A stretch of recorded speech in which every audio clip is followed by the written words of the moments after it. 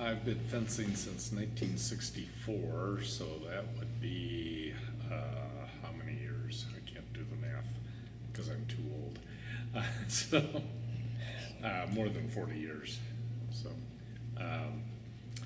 and I started fencing as a freshman in college. And the fencing coach.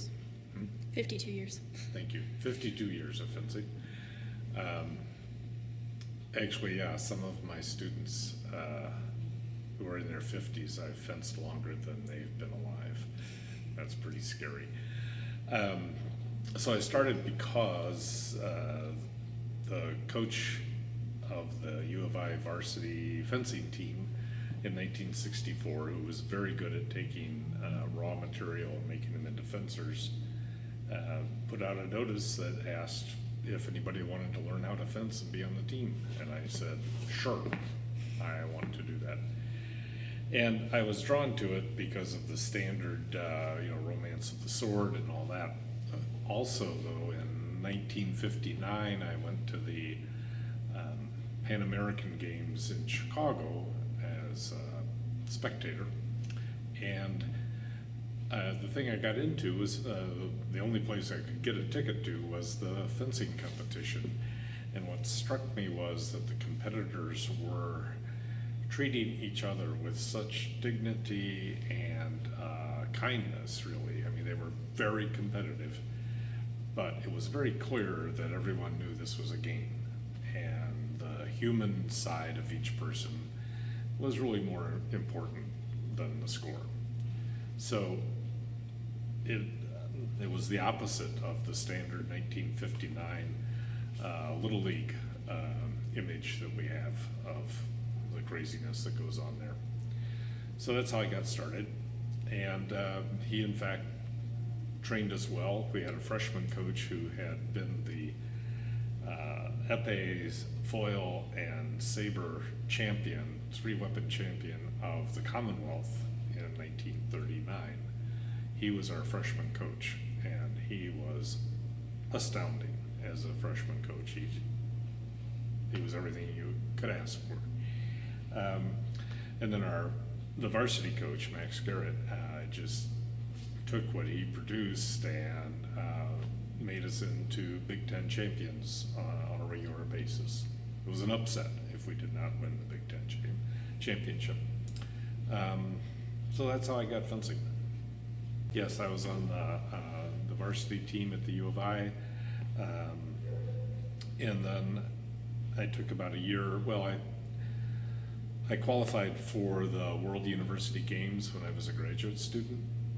I ended up not going because I couldn't afford really that amount of money at that time, which, looking back, I just should have sold everything and gone. It would have been more fun.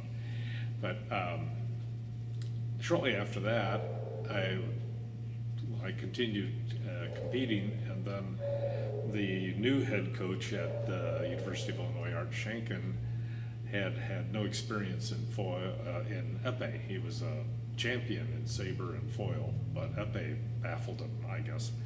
So he asked me to be the épée coach, and he even paid me, so I was a professional. I think it was $500 for the year.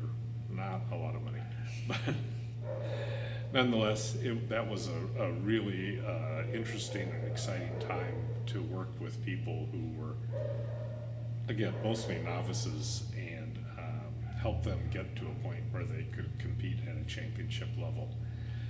And then I sat out for a little while, sat out from the sport, and then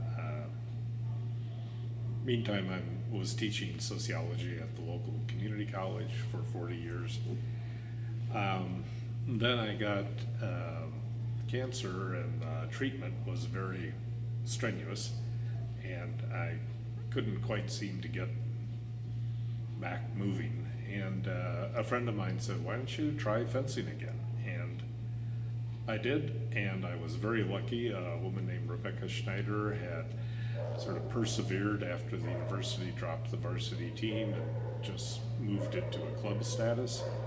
She helped maintain that club for a number of years, and I connected with her and started to fence again, and that really, and I'm real serious in saying this, it really got my life back. Had not really come back to the world of the living until that had happened. So I owe fencing an awful lot. And indeed, when the chemo started, the treatment started, the doctor said, you're in pretty good shape except for this cancer business. So he said, that'll help you. And I think that happened because of the foundation that fencing had given me. So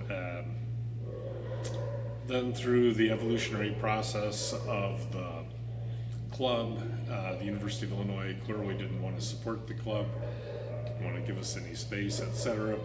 So Rebecca and I sort of co-founded, along with Marie-France Dufour, the present Point Fencing Club. And I'm still competitive, yes. I'm coaching, especially beginners, and then I also am continuing to compete at the, what they call the veterans level, which is people over 40, and it's age graded by decades. So I'm now in the 70s plus category.